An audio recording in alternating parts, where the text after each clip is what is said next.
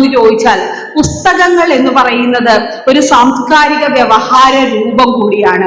ഒരു സാംസ്കാരിക വ്യവഹാര രൂപമാണ് പുസ്തകമെന്ന് മലയാള ഭാഷയും കേരള ദേശവും തിരിച്ചറിഞ്ഞു തുടങ്ങുക മാത്രം ചെയ്യുന്ന, അച്ചടിയൊക്കെ പ്രാബല്യത്തിലായി അധികകാലമൊന്നും ആകുന്നതിനു മുമ്പുള്ള ഒരു കാലഘട്ടത്തിൽ ഭാവിയെ അഭിസംബോധന ചെയ്തുകൊണ്ട് രചിക്കപ്പെട്ട ഒരു പുസ്തകം.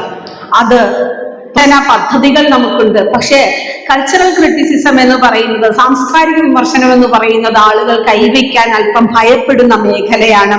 അത്തരത്തിൽ സാംസ്കാരിക വിമർശന രംഗത്തുണ്ടായ ഏറ്റവും കഴമ്പുള്ള, ഏറ്റവും മൂർച്ചയേറിയ ഒരു പുസ്തകം കൂടിയായി നമ്മൾ ഈ പുസ്തകത്തെ കണക്കാക്കേണ്ടതുണ്ട് എന്ന് സുവ്യക്തമായി അടയാളപ്പെടുത്തിയ ഡോക്ടർ അംബേദ്കർക്ക് തുല്യമായി തന്നെയാണ് ഇത്ര മൂർച്ചയുള്ള വാക്കുകളിൽ വേറെ ആരെങ്കിലും കേരളത്തിൽ എവിടെയെങ്കിലും ഗാന്ധി എന്ന സനാതന ഹിന്ദുത്വവാദിയെ തുറന്നെഴുതിയിട്ടുണ്ടോ? ഒരുപക്ഷെ ഇതിവിടെ പ്രസംഗിച്ചത് കൊണ്ടോ, ഇത് നാളെ സമൂഹ മാധ്യമങ്ങളിൽ വന്നേക്കാവുന്ന കല്ലേറുകൾ ഏറ്റുവാങ്ങാൻ തയ്യാറായി തന്നെയാണ് ഈ മാധവന്റെ ഈ വാചകങ്ങളെ ഉദ്ധരിച്ച് ഞാൻ സംസാരിക്കുന്നത്. അവർണ ജനത അഗണ്യ പരകോടിയിലാക്കപ്പെട്ടതിന്റെ അനേകം ഉദാഹരണങ്ങൾ നമ്മുടെ കൺമുന്നിൽ ഇപ്പോഴും തുടരുകയാണ്. അത് എണ്ണമിട്ട് അക്കമിട്ട് എനിക്ക് മുന്നേ സംസാരിച്ച ടി എസ് ശ്യാംകുമാർ സാർ അത് പറഞ്ഞു കഴിഞ്ഞിട്ടുണ്ട്. കൂടൽമാണി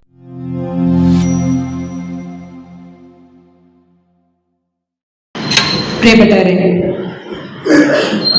ഒരു ചരിത്ര മുഹൂർത്തം, അതും ഒട്ടേറെ സവിശേഷതകളുള്ള ഒരു ദിവസം, അതാണ് ഇന്നിവിടെ സംഭവിച്ചുകൊണ്ടിരിക്കുന്നത്. ഇന്ന് ഒക്ടോബർ 2 ഒക്ടോബർ 2 ഇവിടെ ഇന്ന് ഉള്ള ഏറ്റവും വലിയ പ്രാധാന്യം എന്ന് പറയുന്നത് 2018 ഒക്ടോബർ 2 നമ്മെ വിട്ടുപിരിഞ്ഞ ടി എം ജോയിയായി ജീവിച്ച നജ്മൽ ബാബുവായി മരണപ്പെട്ട അദ്ദേഹത്തെ കുറിച്ച് CV ശ്രീരാമൻ എടുത്ത ഒരു അതിമനോഹരമായ ഒരു ഡോക്യുമെന്ററി ഫിലിമുണ്ട്. ആ ഡോക്യുമെന്ററി ഫിലിമിന്റെ പേര് the man who tried to beautify the world എന്നായിരുന്നു. ലോകത്തെ സൗന്ദര്യപ്പെടുത്താൻ ശ്രമിച്ച ഒരു മനുഷ്യൻ എന്നാണ് ടി എം ജോയിനെ വിശേഷിപ്പിച്ചുകൊണ്ട്. എനിക്ക് തോന്നുന്നു അദ്ദേഹത്തെ ഒരൊറ്റ വാചകത്തിൽ ഇതിലുമേറെ ഹൃദ്യമായി എങ്ങനെ അടയാളപ്പെടുത്തണമെന്ന് നമുക്ക് മറ്റൊന്നുകൊണ്ടും പറയേണ്ടതില്ല. ലോകത്തെ സൗന്ദര്യപ്പെടുത്താൻ ശ്രമിച്ച, സൗന്ദര്യമുള്ള ഒരു ലോകം തൻ്റെ ചിന്തകളിലൂടെ, പ്രവൃത്തികളിലൂടെ, എഴുത്തിലൂടെ, താൻ പ്രചരിപ്പിച്ച ആശയ സംഹിതകളിലൂടെ സാധ്യമാക്കാൻ ശ്രമിച്ച ടി എൻ ജോയിയുടെ ഓർമ്മ ദിനത്തിൽ ലോകത്തെ സൗന്ദര്യപ്പെടുത്താൻ, സമത്വമാണ് ഏറ്റവും വലിയ സൗന്ദര്യമെങ്കിൽ അത്തരത്തിൽ ലോകത്തെ സൗന്ദര്യപ്പെടുത്താൻ ശ്രമിച്ച ഒരു പുസ്തകം. ലോകത്തെ സൗന്ദര്യപ്പെടുത്താനുള്ള ആ ശ്രമങ്ങൾ എല്ലായ്പ്പോഴും സ്വീകാര്യതയെക്കാളേറെ അസ്വീകാര്യതയും ബഹിഷ്കരണവുമായിരിക്കും നേടിയിട്ടുണ്ടാവുക. അത്തരത്തിൽ ബഹിഷ്കരിക്കപ്പെട്ട ഒരു പുസ്തകം. നമുക്കറിയാം, കേരള നവോത്ഥാനത്തിന്റെയും കേരള ചരിത്രത്തിന്റെയും ഗതി നിർണയിച്ച സവിശേഷമായ ഒരു ദശാസന്ധിയാണ് നവോത്ഥാന അനന്തരകാലം എന്ന് പറയുന്നത്. 19-ാം നൂറ്റാണ്ടിൽ തുടങ്ങി ഏകദേശം സ്വാതന്ത്ര്യാനന്തര ഘട്ടം വരെ നീളുന്ന, ദശാബ്ദങ്ങൾ നീളുന്ന ഒരു ചരിത്ര ഘട്ടമാണ് കേരളത്തെ സംബന്ധിച്ചിടത്തോളം നവോത്ഥാനാനന്തര ഘട്ടം എന്ന് പറയുന്നത്. ആ ഒരു കാലഘട്ടത്തിൽ കൃത്യമായി പറഞ്ഞാൽ 1934 സ്വതന്ത്ര സമുദായം എന്ന പുസ്തകം. അത് ഒരാശയത്തിന്റെ ലിഖിത രേഖയാണ്. അഖില കേരള തീയ യുവജന സംഘത്തിന്റെ പ്രതിനിധി സമ്മേളനത്തില് ഈ മാധവൻ അവതരിപ്പിച്ച ആശയ സംഹിത, സ്വതന്ത്ര സമുദായം എന്നുള്ള ഒരു ആശയത്തിന്റെ ലിഖിത രൂപമായിട്ടാണ് സ്വതന്ത്ര സമുദായം എന്ന പുസ്തകം എഴുതപ്പെടുന്നത്. കൃത്യമായി പറഞ്ഞാൽ ഈ പുസ്തകത്തിലെ ഓരോ വാക്കിലും വരിയിലും യുക്തിസഹമായ ചിന്തകളുടെ അനഘ സഞ്ചയമാണ് അടക്കം ചെയ്തിട്ടുള്ളത്. ഈ പുസ്തകത്തിന് ഇന്ന് 90 വയസ്സായിരിക്കുന്നു. വെറും 90 വയസ്സല്ല. ഈ പുസ്തകം ജനിക്കുന്ന കാലത്ത് നമ്മുടെ കേരളമായി രൂപപ്പെട്ടിട്ടുണ്ടായിരുന്നില്ല. നമ്മുടെ ഇന്ത്യയായി രൂപപ്പെട്ടിട്ടുമുണ്ടായിരുന്നില്ല. പിന്നീട് ഈ ദേശം 1956 ഭൂമിശാസ്ത്രപരമായി ഒരു ദേശഭൂപടത്തിലേക്ക് ചേർക്കപ്പെടുന്നത് തിരുവിതാംകൂറും തിരുക്കൊച്ചിയും മലബാറുമായിട്ടാണ്. ഒരുപക്ഷെ ചരിത്രത്തിൽ ആദ്യമായി ദേശീയത എന്ന നിലയിൽ ഒരു ഭൂമിശാസ്ത്ര ദേശം എന്ന നിലയിൽ രൂപപ്പെടുന്നതിന് മുമ്പേ ഈ 3 ദേശങ്ങളെ തമ്മിൽ ചേർത്ത ചരിത്ര സന്ധി എന്ന് പറയുന്നത് ഈ പുസ്തകത്തിന്റെ നിരോധനമാണ്. ഈ മാധവന്റെ സ്വതന്ത്ര സമുദായം എന്ന ഈ പുസ്തകമാണ് തിരുവിതാംകൂറിലും തിരുക്കൊച്ചിയിലും മലബാറിലും സർക്കാരുകൾ ഒരേപോലെ നിരോധിച്ച ഭരണകൂടത്തിന്റെ നിശബ്ദമാക്കൽ ശ്രമം, നിരോധന ശ്രമം ഒരുപോലെ ഏറ്റുവാങ്ങിയ ഒരേ ഒരു കൃതി എന്ന് പറയുന്നത് സ്വതന്ത്ര സമുദായമാണ്. സ്വതന്ത്ര സമുദായത്തിന്റെ അച്ചടിയും പ്രചരണവും നിരോധിക്കുക എന്നുള്ളത് അത്തരത്തിൽ 3 ദേശങ്ങളെയും കൂട്ടിയിണക്കിയ ഒരു ചരിത്ര സന്ധി കൂടിയാണ് എന്ന് പറഞ്ഞുകൊണ്ട് വേണം നമുക്ക് ആ പുസ്തകത്തിലേക്ക് കടക്കാൻ. കേരളമാവുന്നതിന് മുമ്പ് ആദ്യമായി നിരോധിക്കപ്പെട്ട പുസ്തകം പക്ഷേ സ്വതന്ത്ര സമുദായമായിരുന്നില്ല. അത് ഗോപാലൻ കേരളവർമ്മൻ തിരുമുൽപ്പാട് എഴുതിയ കേരളാവകാശക്രമം എന്ന 1876 പുസ്തകമാണ്. ആ പുസ്തകം നിരോധിക്കപ്പെടുന്നതിന്റെ കാരണം അതിനുശേഷം 1876 ശേഷം 54 വർഷങ്ങൾക്ക് ശേഷമാണ് സ്വതന്ത്ര സമുദായം എന്ന ഈ മാധവന്റെ പുസ്തകം വരുന്നത്. ആ നിരോധനത്തിന് കാരണമായത് ജാതിയുടെ പരാമർശങ്ങൾ എന്നുള്ളതായിരുന്നില്ല, മറിച്ച് മതനിരാസം. ഞാൻ ആദ്യമേ ടി.എൻ. ജോയി എന്ന മഹാമനുഷ്യന്റെ കാര്യം പറഞ്ഞപ്പോൾ അദ്ദേഹം ഒരു ഹിന്ദു കുടുംബത്തിൽ ജനിച്ചു. ടി.എൻ. ജോയി എന്ന ക്രൈസ്തവ നാമധേയത്തിൽ ഒരു പക്ഷെ മതനിരപേക്ഷമായ മതനിരാസം എന്ന് പറയുന്നത് ജീവിതത്തിൽ പ്രാവർത്തികമാക്കിക്കൊണ്ടാണ് ക്രിസ്തു മതവിശ്വാസിയായ ഒരാളുടെ പേര് എന്ന് തോന്നിക്കുന്ന ഒരു പേരിൽ ജീവിക്കുകയും മുസ്ലിമായി മരിക്കുകയും ആ മുസ്ലിം മതം അവസാന ഘട്ടത്തിൽ സ്വീകരിക്കുന്നത് കൃത്യമായ രാഷ്ട്രീയ കാരണങ്ങളാലാണെന്ന് നമുക്കറിയാം. അത്തരത്തിൽ മതനിരപേക്ഷമായി ജീവിച്ച ഒരു മനുഷ്യൻ ഈ ഒരു പുസ്തകം, ഈ മാധവന്റെ പുസ്തകം, അദ്ദേഹത്തിന്റെ പുസ്തകത്തിന്റെ പ്രകാശനത്തിന് വിമർശനങ്ങൾക്കിടയാക്കിയ ഒരു കാര്യം, എന്തിന് നിങ്ങൾ ഇതിൽ ശ്രീനാരായണ ഗുരുവിന്റെ ചിത്രം ചേർത്തു എന്നുള്ള ഒരു ചോദ്യം സമൂഹ മാധ്യമങ്ങളിലടക്കം ഈ പുസ്തകത്തിന്റെ ഈ ഒരു ചടങ്ങുമായി ബന്ധപ്പെട്ട വാർത്ത പങ്കുവയ്ക്കുന്ന ഇടങ്ങളിൽ ഉണ്ടാവുന്നു. ശ്രീനാരായണ ഗുരു ഒരു ജാതി, ഒരു മതം, ഒരു ദൈവം, മനുഷ്യന് എന്ന് പറയുമ്പോൾ ഒരർത്ഥത്തിൽ അദ്ദേഹം മുന്നോട്ട് വെച്ച ആ ജാതി, മത, ദൈവ സങ്കല്പങ്ങളെ ബഹിഷ്കരിക്കുന്ന ഒരു പുസ്തകത്തിന് എന്തിന് നിങ്ങൾ ഗുരുവിന്റെ ചിത്രം അതിനോടൊപ്പം ചേർക്കുന്നു? അങ്ങനെയാണെങ്കിൽ നിങ്ങൾ ചേർക്കേണ്ടിയിരുന്നത് അയ്യപ്പന്റെ, സഹോദരനയ്യപ്പന്റെ ചിത്രമല്ലേ? ആ സഹോദരനയ്യപ്പനല്ലേ ജാതി വേണ്ട, മതം വേണ്ട, ദൈവം വേണ്ട, മനുഷ്യനെന്ന് പറഞ്ഞത്?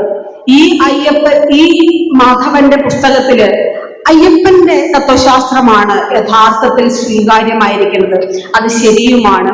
കാര്യം സഹോദര പ്രസ്ഥാനത്തിന്റെ ഒരു ഉപപ്രസ്ഥാനമായിട്ട് തന്നെയാണ് യഥാർത്ഥത്തിൽ സ്വതന്ത്ര സമുദായവാദം അവതരിപ്പിക്കപ്പെടുന്നത്.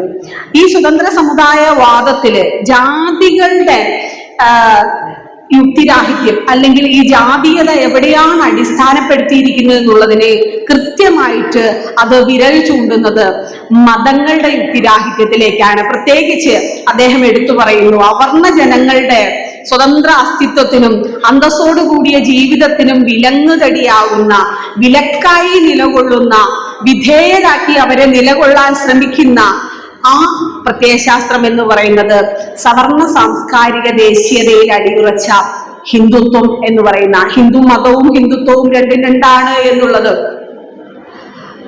നമുക്കറിയാവുന്ന കാര്യമാണ്. ആ ഹിന്ദുത്വത്തിന്റെ സവർണ മുഖമാണ് യഥാർത്ഥത്തിൽ ഈ പുസ്തകത്തിൽ അടിമുടി വിമർശന വിധേയമാകുന്നത്.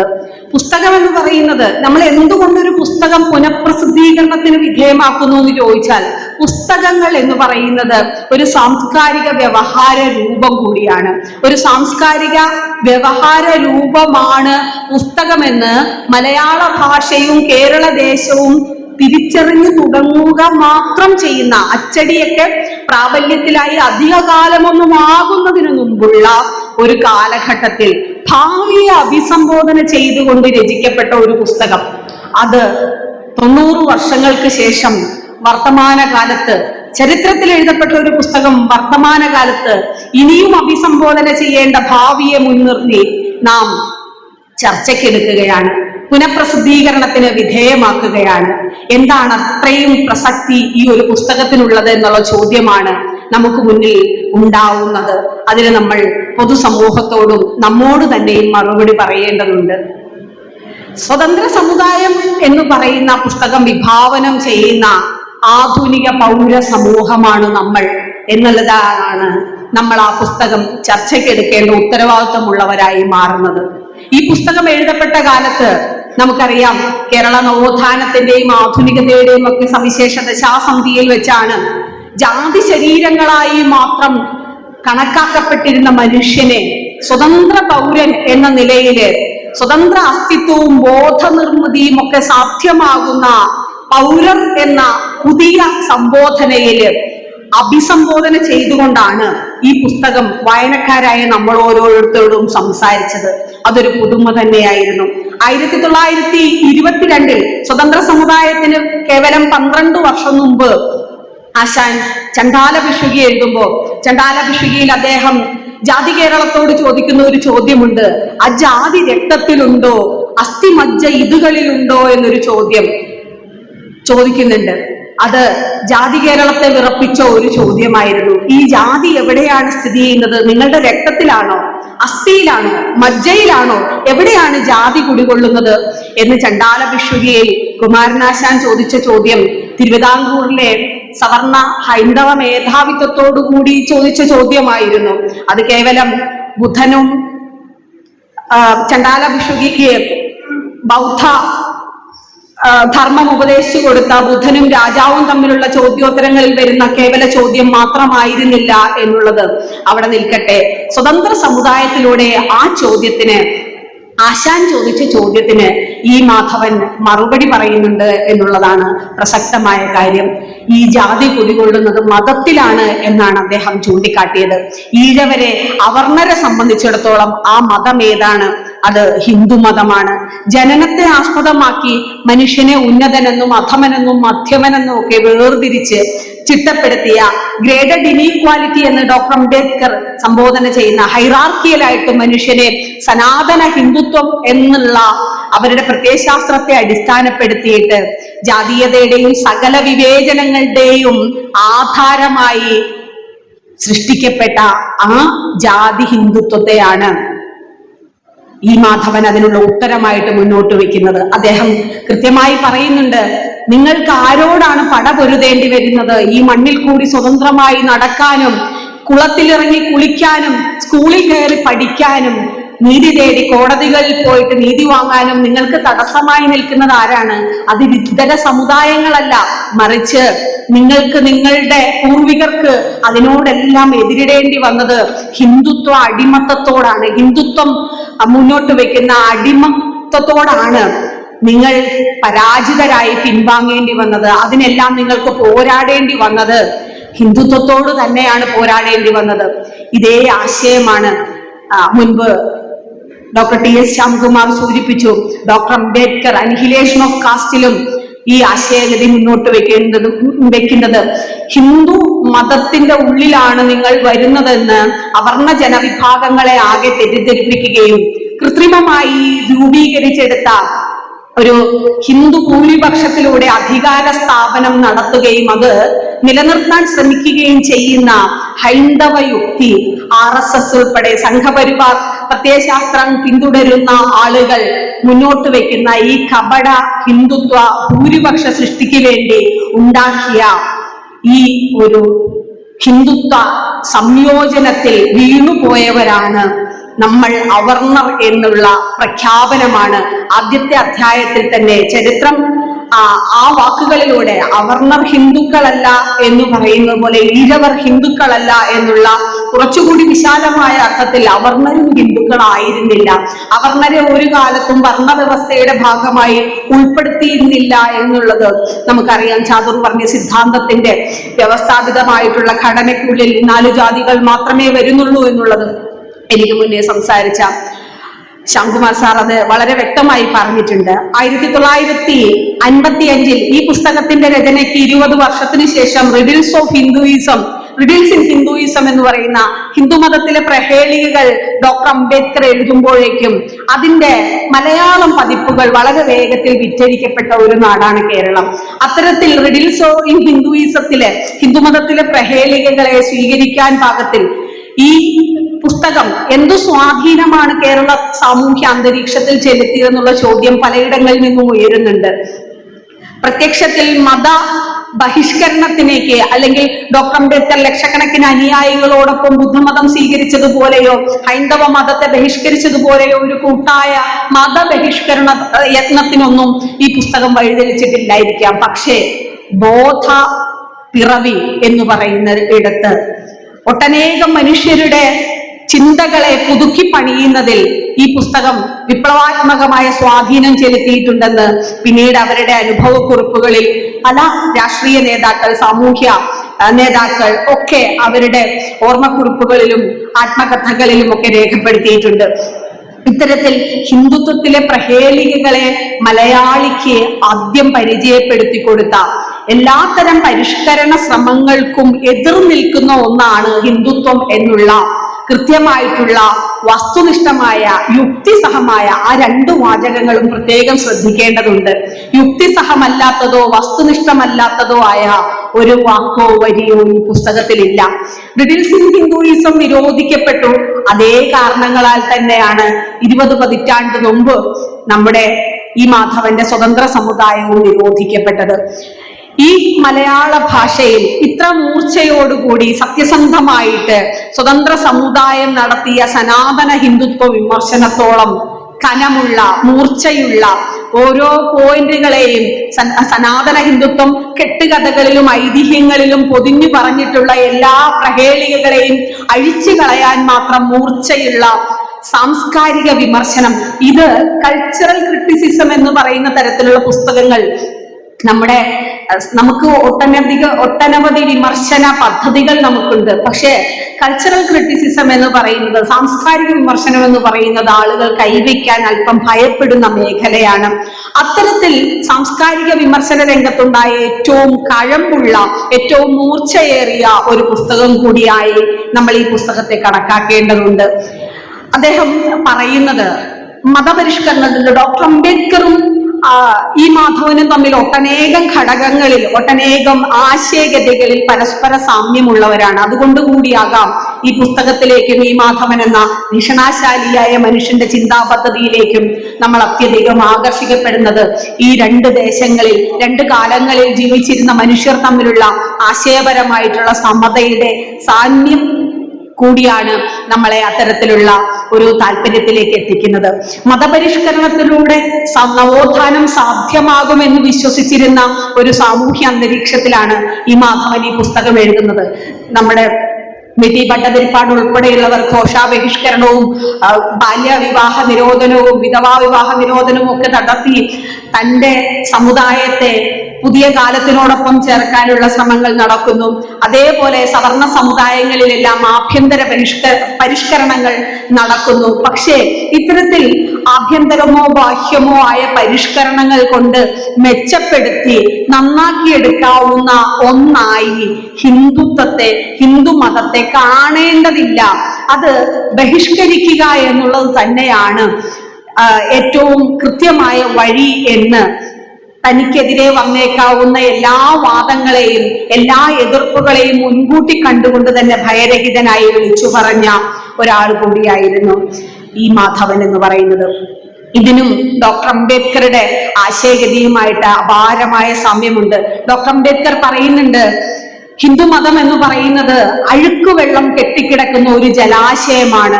നിങ്ങൾ എത്ര വെള്ളം ഒഴുക്കിക്കളഞ്ഞാലും തെളിഞ്ഞു വരാൻ പാകത്തിൽ ഒരു ഉറവയും അവിടെ അവശേഷിക്കുന്നില്ല എന്ന് അതിനെ തള്ളിക്കളഞ്ഞുകൊണ്ടും ഒരു പരിഷ്കരണ ശ്രമങ്ങൾ കൊണ്ടും തെളിച്ചെടുക്കാൻ പറ്റാത്ത ഒരു കെട്ടുപോയ ഉറവയാണെന്ന് അതിനെ മനസ്സിലാക്കുന്ന ഈ മാധവനും രണ്ടുപേരും മുന്നോട്ട് വെക്കുന്നത് സ്വതന്ത്ര സമുദായവാദം തന്നെയാണ്. ചരിത്ര മൂല്യത്തോടൊപ്പം സാമൂഹ്യ ബോധത്തിൽ നിന്നുളവാകുന്ന കൃത്യമായ ഉൾക്കാഴ്ചയും കൊണ്ട് അത്രമേൽ തെളിമയുള്ളതാണ് ഈ സംസ്കാര വിമർശനം.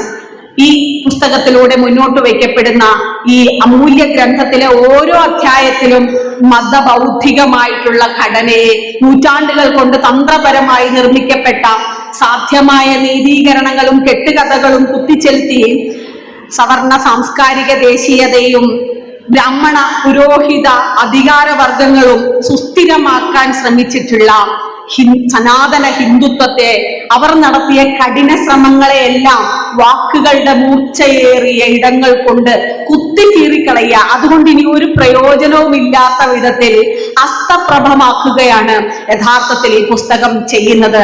അതൊരു ചരിത്ര ദൗത്യം കൂടിയാണ് നിർവഹിച്ചിട്ടുള്ളത്.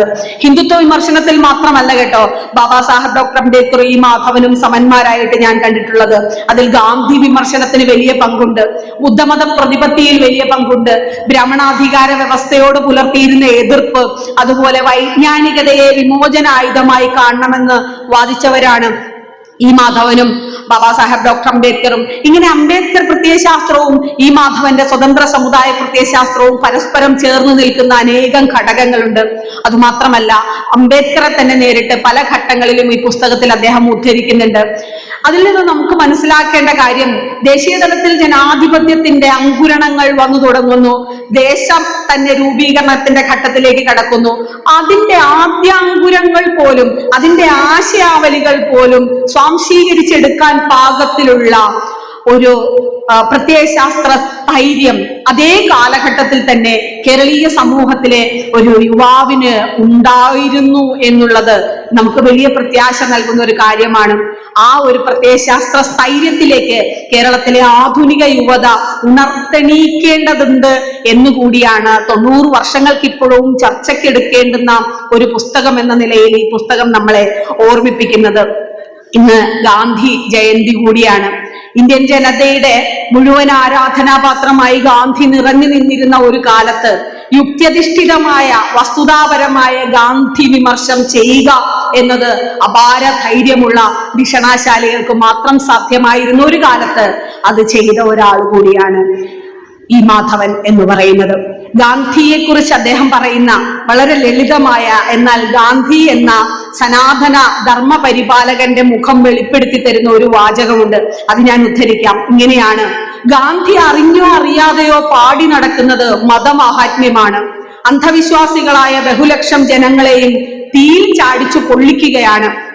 എന്നിട്ട് മതങ്ങൾ തമ്മിൽ കലാപങ്ങളോ കൊലകളോ ഉണ്ടാകുമ്പോൾ ഗാന്ധി കുറെ ദിവസം അങ്ങ് പട്ടിണി കിടക്കും. എന്തു കാര്യം? ഈ ചോദ്യം അദ്ദേഹം ചോദിക്കുമ്പോൾ തന്നെയാണ് ഹരിജൻ എന്ന് സംബോധന ചെയ്ത് ഗാന്ധിയുടെ ഹിന്ദുത്വ ബുദ്ധി കൊണ്ട് ലക്ഷക്കണക്കിനായ ദളിതരെ മുഴുവനും അധകൃത ഉദ്ധാരണം, ഈ അധ്യായത്തില്, ഈ പുസ്തകത്തില് അധകൃതോദ്ധാരണം എന്ന് പറയുന്ന അധ്യായത്തില് ബാബാ സാഹബ് ഡോക്ടർ അംബേദ്കർ എന്തുകൊണ്ട് ലക്ഷക്കണക്കിനായ തന്റെ അനുയായികളെയും കൊണ്ട് 1956 ഒക്ടോബർ 14 നാഗ്പൂരിൽ വെച്ച് ബുദ്ധമതം സ്വീകരിക്കാൻ അദ്ദേഹം തയ്യാറായതിന് പിന്നിലും പ്രചോദനമായ ഘടകം എന്ന് പറയുന്നത് പൂന ഉടമ്പടിയിലൂടെ ഗാന്ധി ചെയ്ത ചതിയും സെപ്പറേറ്റ് ഇലക്ട്രേറ്റിനോട് അദ്ദേഹം എടുത്ത വിരുദ്ധ നിലപാടുകളും തന്നെയായിരുന്നു എന്നും ദലിതർക്കിടയിൽ ഉയർന്നു വന്ന സ്വതന്ത്ര രാഷ്ട്രീയ അവബോധത്തെ മുളയിലേ നുള്ളാൻ തന്നെയാണ് ഗാന്ധി ഹരിജന വിമോചക വേഷം ധരിച്ചതെന്ന്, ഗാന്ധി വർണ്ണാശ്രമ ധർമ്മ വിശ്വാസിയായ ജാതി ഹിന്ദു മാത്രമായിരുന്നു എന്ന് സുവ്യക്തമായി അടയാളപ്പെടുത്തിയ ഡോക്ടർ അംബേദ്കർക്ക് തുല്യമായി തന്നെയാണ് ഇത്ര മൂർച്ചയുള്ള വാക്കുകളിൽ വേറെ ആരെങ്കിലും കേരളത്തിൽ എവിടെയെങ്കിലും ഗാന്ധി എന്ന സനാതന ഹിന്ദുത്വവാദിയെ തുറന്നെഴുതിയിട്ടുണ്ടോ? ഒരുപക്ഷെ ഇതിവിടെ പ്രസംഗിച്ചത് കൊണ്ടോ ഇത് നാളെ സമൂഹ മാധ്യമങ്ങളിൽ വന്നേക്കാവുന്ന കല്ലേറുകൾ ഏറ്റുവാങ്ങാൻ തയ്യാറായി തന്നെയാണ് ഈ മാധവന്റെ ഈ വാചകങ്ങളെ ഉദ്ധരിച്ച് ഞാൻ സംസാരിക്കുന്നത്. അധകൃതരെ ഗാന്ധിയും കോൺഗ്രസുകാരും കൂടി ഇപ്പോൾ ഹരിജനങ്ങളാക്കി ഹിന്ദുമത വലയിൽ കൊടുക്കാനുള്ള ശ്രമമാണ് നടത്തുന്നതെന്ന് കേരളത്തോട് ആദ്യം വിളിച്ചു പറഞ്ഞ ധൈര്യശാലിയായ ഈ മാധവനെ മറന്നുകൊണ്ട് ഈ ഗാന്ധി ജയന്തി ദിനത്തിൽ നമുക്ക് സംസാരിക്കാനാവുകയില്ല എന്നുള്ളത് കൊണ്ടാണ് അതുകൂടി ഉൾപ്പെടുത്തിക്കൊണ്ട് അതും ഡോക്ടർ അംബേദ്കറുടെ ആശയധാരയുമായുള്ള സാമ്യത വെളിപ്പെടുത്തിക്കൊണ്ട് തന്നെ നമ്മൾ ഈ ദിനം കടന്നു പോകേണ്ടതുണ്ട്. അതൊരു ചരിത്രത്തിന്റെ കാവ്യനീതി കൂടിയാണ് എന്ന് നമ്മൾ ഓർമ്മിക്കേണ്ടതുണ്ട്.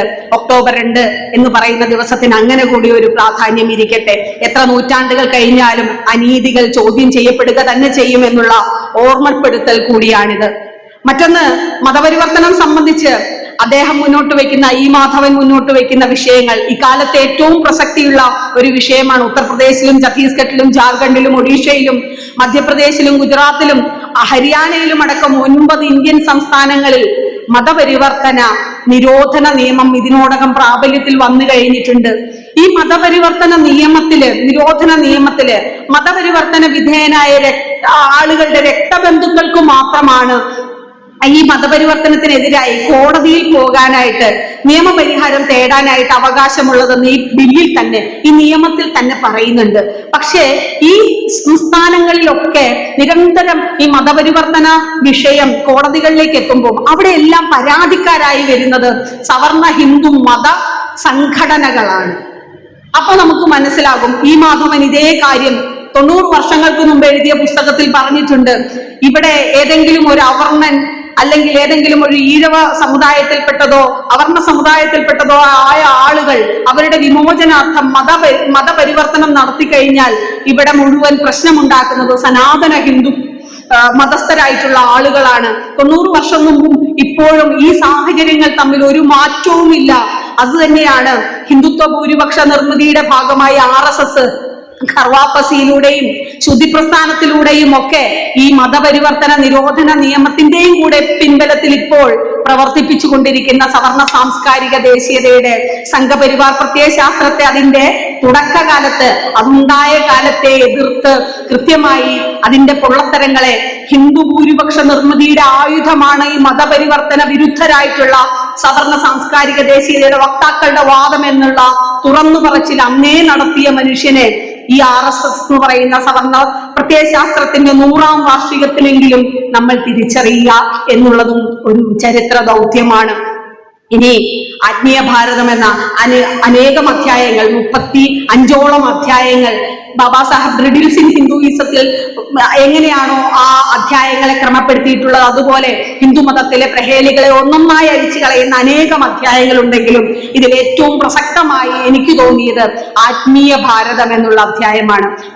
ഭാരതമായിട്ടില്ലാത്ത ഒരു കാലത്ത് വരാനിരിക്കുന്ന ഭാവി ഭാരതത്തെ അത് എങ്ങനെയായിരിക്കും, ഹിന്ദുത്വരുടെ കയ്യിലേക്ക് കിട്ടിയാൽ അതെങ്ങനെ ആയിത്തീരുമെന്ന് മുൻകൂട്ടി കണ്ടുകൊണ്ട് എഴുതിയ ഒരു അധ്യായമായിട്ടാണ് ആ അധ്യായത്തിലൂടെ കടന്നുപോയപ്പോൾ എനിക്ക് മനസ്സിലായത്. ഇന്ന് പൂജ എടുക്കുന്ന അക്ഷരം എഴുതുന്ന വിജയദശമി ദിവസം കൂടിയാണ്. അദ്ദേഹം ആ അധ്യായത്തിൽ പറയുന്നുണ്ട്, ആത്മീയ ഭാരതം എന്ന അധ്യായത്തിൽ പറയുന്നുണ്ട്, നിങ്ങൾക്ക് ലക്ഷ്മിയും സരസ്വതിയും മൃത്യുഞ്ജയ പൂജയും ആരാധനയും ഒക്കെ മുടങ്ങാതെ നടക്കുന്ന ഒരു നാടുണ്ട്. നിങ്ങൾ അറിയാതെ നടന്നു പോകുന്ന വഴി അറിയാതെയെങ്കിലും നിങ്ങൾ ഒരു പേപ്പറിൽ, ഒരു പുസ്തകത്തിൽ അക്ഷരം അച്ചടിച്ച ഒരിടത്ത് ചവിട്ടിക്കഴിഞ്ഞാൽ തൊട്ട് നെറുകിൽ വെക്കുന്ന അത്ര വലിയ സരസ്വതി പ്രേമികളാണ് നിങ്ങളെല്ലാവരും. പക്ഷേ നിങ്ങളുടെ രാജ്യം ഇന്ന് ലോകത്ത് വിദ്യാഭ്യാസത്തിന്റെ നിലവാരത്തിൽ എവിടെയാണ് നിൽക്കുന്നതെന്ന് ആലോചിച്ചു നോക്കൂ. എന്നിട്ട് നിങ്ങൾ ഈ പറയുന്ന നിങ്ങളുടെ വിദ്യാഭ്യാസത്തോടുള്ള, അല്ലെങ്കിൽ ഈ വിദ്യാഭ്യാസത്തിന്റെ അടിസ്ഥാന ദേവതകളോടുള്ള നിങ്ങളുടെ ആരാധനയെ കുറിച്ച് പിന്നെ അതിനുശേഷം സംസാരിക്കുന്നു. 90 വർഷത്തിനു മുമ്പ് പറയുന്ന ഈ മാധവന്റെ ആ കണക്കിനെ നമ്മൾ ഇന്ന് എടുത്തു നോക്കിയാൽ നമ്മൾ ഈ പറയുന്ന ഇന്ത്യ ഇന്ന് എവിടെയാണ് ഗ്ലോബൽ എഡ്യൂക്കേഷൻ റാങ്കിങ്ങിൽ നിൽക്കുന്നതെന്ന് ചോദിച്ചാൽ 101ാമത്തെ പദവിയിലാണ്. 2025 ഒക്ടോബറിലല്ല, ഏപ്രിൽ പുറത്തുവിട്ട കണക്കുകളിൽ പറയുന്നത് ലോക വിദ്യാഭ്യാസ റാങ്കിങ്ങിൽ 101ാം സ്ഥാനത്ത് മാത്രമാണ് ഈ ഒരു അക്ഷരത്തിൽ അറിയാതെ ചവിട്ടിയാൽ പോലും തൊട്ടു നെറുകിൽ വെക്കുന്ന ഇന്ത്യയുടെ ആ റാങ്കിങ്ങിലെ സ്ഥാനം എന്ന് പറയുന്നത്. അപ്പോൾ അക്കാലത്തെ ഇന്ത്യയേക്കാൾ ഇന്നത്തെ ഇന്ത്യയെ അടയാളപ്പെടുത്തുന്ന ഒരു പുസ്തകം എന്നും കൂടി വേണം നമ്മൾ ഈ ഒരു ചരിത്ര പുസ്തകത്തെ വിലയിരുത്താൻ. പരബ്രഹ്മം തൊട്ട് പരൽമീൻ വരെ സകലതിനെയും ദൈവമായി കാണുന്ന ആത്മീയതയോടുള്ള അതിരറ്റ അഭിനിവേശം തന്നെയാണ് ആ ദേശത്തിന്റെ തകർച്ചയുടെ ഭൗതികമായ പിന്നോട്ടുപോക്കിന്റെ കാരണമെന്ന് ഇതിന്റെ എല്ലാം കാരണങ്ങളെ അടിവരയിട്ട് അടയാളപ്പെടുത്തുക കൂടി ചെയ്തുകൊണ്ടാണ് അദ്ദേഹം ഈ പുസ്തകത്തിൽ അതെല്ലാം വളരെ കൃത്യമായി എഴുതി വെച്ചിട്ടുള്ളത്. നിങ്ങൾ ഈ പുസ്തകം വായിക്കുക എന്ന് പറയുന്നത് യുക്തിയധിഷ്ഠിതമായിട്ടുള്ള ബോധനിർമ്മിതി നിങ്ങൾക്ക് വേണമെന്ന് നിങ്ങൾ ആഗ്രഹിക്കുന്നുണ്ടെങ്കിൽ ഈ പുസ്തകം വായിച്ചിരിക്കുക എന്നുള്ളതാണ് നമുക്ക് നമ്മളോട് ചെയ്യാൻ പറ്റുന്ന കാര്യം എന്ന് പറയുന്നത്. കേരളീയ ജ്ഞാന മണ്ഡലത്തിൽ മാത്രം നിന്നുകൊണ്ടല്ല അദ്ദേഹം ഈ പുസ്തകത്തിന്റെ രചന നിർവഹിച്ചിട്ടുള്ളത്. സ്വതന്ത്ര സമുദായത്തിലെ വസ്തുതാ വിശകലനങ്ങൾ ഓരോന്നും അന്താരാഷ്ട്ര നിലവാരത്തിലുള്ള പുസ്തകങ്ങളിൽ നിന്നടക്കമുള്ള അല്ലെങ്കിൽ ദേശാതിർത്തികൾ ഭേദിച്ചു പോയി വൈജ്ഞാനികമായിട്ടുള്ള വ്യത്യസ്തതകളെ തന്റെ പുസ്തകത്തിലേക്ക് കൊണ്ടുവന്ന് അതിനെ കൂടി നമുക്ക് പരിചയപ്പെടുത്തുന്ന തരത്തില്, ഉദാഹരണത്തിന് ദേശപുരോഗതിയെയും നാസ്തികതയും മതരാഹിത്യവുമായിട്ടുള്ള ബന്ധത്തെ കുറിച്ച് എഴുതുന്ന ഒരു അധ്യായത്തിൽ അദ്ദേഹം മേയോയുടെ മദർ ഇന്ത്യ എന്ന പുസ്തകത്തെയും അതുപോലെ മദർ ഇന്ത്യക്ക് മറുപടിയായി എഴുതപ്പെട്ട അങ്കിൾ ഷാമിനെയും ഒരുപോലെ ഉദ്ധരിച്ചുകൊണ്ട് ആ പുസ്തകത്തിൽ എഴുതുന്നുണ്ട്. ഇതുപോലെ ഒട്ടനവധി ഉദാഹരണങ്ങൾ നിങ്ങൾക്ക് ഈ പുസ്തകത്തിൽ കാണാൻ പറ്റും. ഒരു പരിമിതമായ ദേശത്തിന്റെയോ വൈജ്ഞാനികതയുടെയോ പരിമിതികളിൽ നിന്നുകൊണ്ടായിരുന്നില്ല, ആ പരിമിതികളെ അതിലംഘിച്ചു പോകുന്ന വിജ്ഞാന തൃഷ്ണ കൊണ്ടും ജ്ഞാന തൽപരത കൊണ്ടും കൂടിയാണ് ഈ പുസ്തകം വ്യത്യസ്തമായി വായിക്കേണ്ടതായി 90 വർഷങ്ങൾക്ക് ഇപ്പുറവും നിലകൊള്ളുന്നത്. സ്വതന്ത്ര ചിന്തയുടെ കാര്യത്തിൽ, സ്വപ്രത്യയ സ്ഥൈര്യത്തിന്റെ കാര്യത്തിൽ നമ്മുടെ യുവത, അവർണ ജനത അഗണ്യ പരകോടിയിലാക്കപ്പെട്ടതിന്റെ അനേകം ഉദാഹരണങ്ങൾ നമ്മുടെ കൺമുന്നിൽ ഇപ്പോഴും തുടരുകയാണ്. അത് എണ്ണമിട്ട് അക്കമിട്ട് എനിക്ക് മുന്നേ സംസാരിച്ച ടി.എസ്. ശ്യാംകുമാർ സാർ അത് പറഞ്ഞു കഴിഞ്ഞിട്ടുണ്ട്. കൂടൽമാണിക്യം ക്ഷേത്രത്തിലെയും ചെട്ടിക്കുളങ്ങരയിലെയും ഒക്കെ ഈ പൂജാവിധികളുടെ മാത്രമല്ല സകല ഇടങ്ങളിൽ നിന്നും ബഹിഷ്കരണത്തിനുള്ള എല്ലാ ആയുധങ്ങളും വളരെ കൃത്യമായി ഉപയോഗിക്കേണ്ട ഇടങ്ങളിൽ ഉപയോഗിച്ച് ആദ്യകാലങ്ങളിൽ ഉണ്ടാകുന്ന ബ്രാഹ്മണാധിഷ്ഠിതമായിട്ടുള്ള സാമൂഹ്യ ബഹിഷ്കരണത്തിന്റെ സിദ്ധാന്തത്തെ സനാതന ഹൈന്ദവതയുടെ അടിസ്ഥാനത്തിൽ പുനഃപ്രയോഗിക്കാനുള്ള സർവക്ഷമതയും നേടിക്കഴിഞ്ഞ ഒരു സാംസ്കാരിക അന്തരീക്ഷത്തിൽ ജീവിക്കുന്ന മനുഷ്യരെന്ന നിലയിൽ നമുക്ക് ആധാരമായിട്ടുള്ളത്, വിമോചനത്തിന്റെ ആയുധമായിട്ടുള്ളത് മതേതര മാനവികതാവാദം മാത്രമാണെന്നാണ് ആത്യന്തികമായി സ്വതന്ത്ര സമുദായം എന്ന പുസ്തകം മുന്നോട്ട് വെക്കുന്ന ആശയം. മനുഷ്യർ അതിന്റെ മതത്തിന്റെ കെട്ടുചാപ്പാടുകളിൽ നിന്ന്, ചങ്ങലകളിൽ നിന്ന് സ്വയം വിമോചിതരായി സ്വതന്ത്രരാവണം എന്ന് തന്നെയാണ് ഈ പുസ്തകം മുന്നോട്ട് വയ്ക്കുന്ന ആശയഗതി എന്ന് പറയുന്നത്. ആ സ്വതന്ത്ര സമുദായം എന്ന് പറയുന്ന വിഭാവനയിൽ ആരെല്ലാം വരും, അതിൽ ഈഴവർ മാത്രമാണോ ഉൾപ്പെടുന്നത് എന്നുള്ള ചോദ്യത്തിനും അദ്ദേഹം കൃത്യമായ മറുപടി നൽകിയിട്ടുണ്ട്. മതത്തോടും പുരോഹിത മേധാവിത്വത്തോടും പോരാടുവാൻ സന്നദ്ധരായിട്ടുള്ള ആരും, ഏത് സമുദായത്തിൽ പെട്ടാലും ആ ആളും ഏതിന്റെ പരിധിയിൽ വരും, സ്വതന്ത്ര സമുദായ പരികല്പനയുടെ പരിധിയിൽ വരും എന്ന് തന്നെ പറഞ്ഞുകൊണ്ടാണ് വിസ്ഫോടനാത്മകമായ വൈജ്ഞാനിക സമൃദ്ധി കൊണ്ട് ദൈവാനുഗ്രഹമില്ലാത്ത ഈ കൃതി അദ്ദേഹം തന്നെ അതിനെ അടയാളപ്പെടുത്തുന്നുണ്ട്. സ്വതന്ത്ര സമുദായം ദൈവാനുഗ്രഹമില്ലാത്ത കൃതിയാണ്. ദൈവത്തിന്റെ അനുഗ്രഹം ഒഴിച്ചു ബാക്കിയെല്ലാം ഈ കൃതിയിലുണ്ട്. ആശയ സമൃദ്ധി കൊണ്ട് വൈജ്ഞാനികമായിട്ടുള്ള വിപ്ലവാത്മകമായ വിസ്ഫോടന ശേഷിയുള്ള ഈ പുസ്തകത്തിന് ഏറ്റവും യോജിച്ച ഒരു വിശേഷണ വാചകം അദ്ദേഹം പറയുന്നുണ്ട്. ദൈവം പറഞ്ഞു തരാത്തതും ദൈവാനുഗ്രഹം തീരെയില്ലാത്തതുമായ കൃതി എന്ന്. അത് തന്നെയാണ് ആ പുസ്തകത്തിന് എന്നത്തേക്കും കൊടുക്കാനുള്ള ടാഗ് ലൈൻ അല്ലെങ്കിൽ വിശേഷണ വാചകം എന്ന് പറയുന്നത്. തന്റെ അറിവിലും ബോധത്തിലുമുള്ള യുക്തിസഹമായ വിഷയങ്ങൾ ഭീതിയോ പ്രീതിയോ കൂടാതെ നിഷ്പക്ഷമായി രേഖപ്പെടുത്തുക എന്നുള്ളതാണ് ഏതൊരു പുസ്തകകാരനും ഏതൊരു ഗ്രന്ഥകാരനും ഏത് കാലത്തു നിന്നും ചെയ്യാവുന്ന ഏറ്റവും നീതിസഹമായിട്ടുള്ള എഴുത്ത് എന്ന് പറയുന്നത്. അത് ഈ പുസ്തകത്തിൽ സാധ്യമായിട്ടുണ്ട്. ഒരു ദൈവത്തിന്റെയും അനുഗ്രഹാശിസ്സുകളോടുകൂടിയല്ല. സ്വതന്ത്ര സമുദായം എന്താണോ വായനക്കാരനോട് ആഹ്വാനം ചെയ്യേണ്ടത്, അത് മതത്തെക്കുറിച്ചുള്ള വ്യഥാവ്യായാമങ്ങളിൽ നിങ്ങളുടെ സമയം കളയുക എന്നല്ല അദ്ദേഹം ആഹ്വാനം ചെയ്യുന്നത്. മറിച്ച് സ്വതന്ത്രമായി ചിന്തിക്കുക, ധൈര്യമായി പ്രവർത്തിക്കുക എന്ന് നിങ്ങളോട് ആഹ്വാനം ചെയ്യുന്ന ഒരു പുസ്തകം. ആ പുസ്തകം വായിക്കുക എന്ന് പറയുന്നത് സ്വതന്ത്ര ചിന്ത, ഭീതിരാഹിത്യം ഇവയെ ഒരു രാജ്യം അതിന്റെ പൗരന്മാർക്ക് കൊടുക്കേണ്ട ഏറ്റവും മികച്ച ജനാധിപത്യ മൂല്യങ്ങളായി സങ്കല്പനം ചെയ്തുകൊണ്ട് തന്നെയാണ് ഒരു പുസ്തകത്തിലൂടെ അത് സാധ്യമാക്കിയിരിക്കുന്നത്. മതേതരവും യുക്തിസഹവും സമത്വാധിഷ്ഠിതവുമായ ഒരു നവസമൂഹ നിർമ്മിതി സാധ്യമാക്കുക എന്ന ലക്ഷ്യത്തിൽ മുൻനിർത്തിയിട്ട് മുന്നോട്ട് പോകുന്ന നമ്മൾ ഓരോരുത്തർക്കും സ്വതന്ത്ര സമുദായം ഒരു വഴിവിളക്കാണ്, മാർഗദർശിയായിട്ടുള്ള ഒരു ദീപമാണ്. 90 ആണ്ടുകൾക്ക് മുമ്പേ നമ്മുടെ കേരളത്തിന്റെ സാംസ്കാരിക സമൂഹത്തിന് മുന്നിൽ കൊളുത്തി വെച്ചിട്ടുള്ളത്. ആ വെളിച്ചം ഏറ്റെടുത്ത് മുന്നോട്ട് പോവുക എന്ന ചരിത്ര ദൗത്യമാണ് നമ്മൾ ഇനിയും പൂർത്തിയാക്കേണ്ടത്. അത് ഓരോ മനുഷ്യരും, കേട്ടുകൊണ്ടിരുന്ന ഓരോ മനുഷ്യരിലും ആ വെളിച്ചം എത്തിക്കാനുള്ള ശ്രമമാണ് ഈ ഒരു ദിവസം നീണ്ട യത്നത്തിലൂടെ ഇവിടെ നടന്നുകൊണ്ടിരിക്കുന്നത്. അതിന്റെ ഭാഗമാകാൻ കഴിഞ്ഞതിൽ നിറഞ്ഞ കൃതജ്ഞതയും നന്ദിയും ഇതിന്റെ ഭാഗമാകാൻ എന്നെ ക്ഷണിച്ചതിലുള്ള സ്നേഹവും അറിയിച്ചുകൊണ്ട് നിർത്തുന്നു. നന്ദി.